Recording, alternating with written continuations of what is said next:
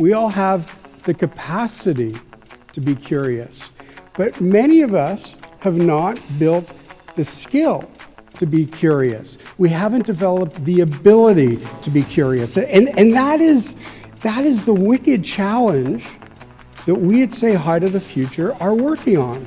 More specifically, as learning and development people, what we try to do, or what we are aiming to do, is to resolve the gap between potential and the skill set required to resolve wicked challenges.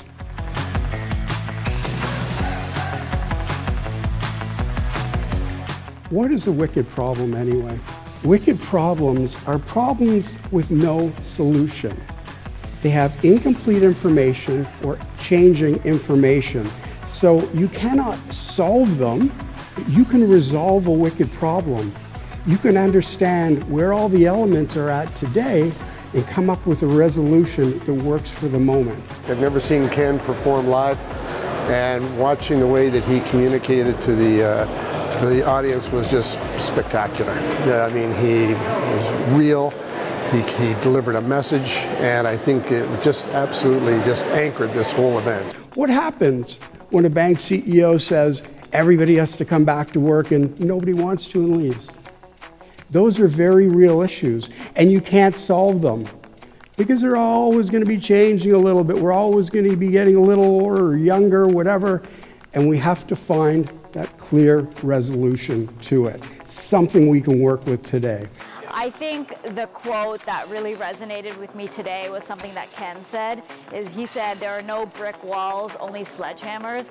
And I think that has just encapsulated my personal journey, but also the journey of all of us as we're navigating through this very ambiguous world that we're in.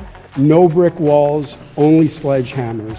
And what we're seeing here is so critical because, again, as Tom mentioned, passion to solve the wicked challenge, savage curiosity, and the audacity to make a difference.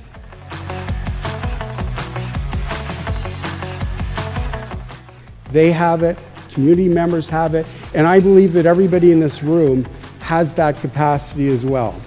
Not just to be curious, but to find things that we are passionate about and to make a difference.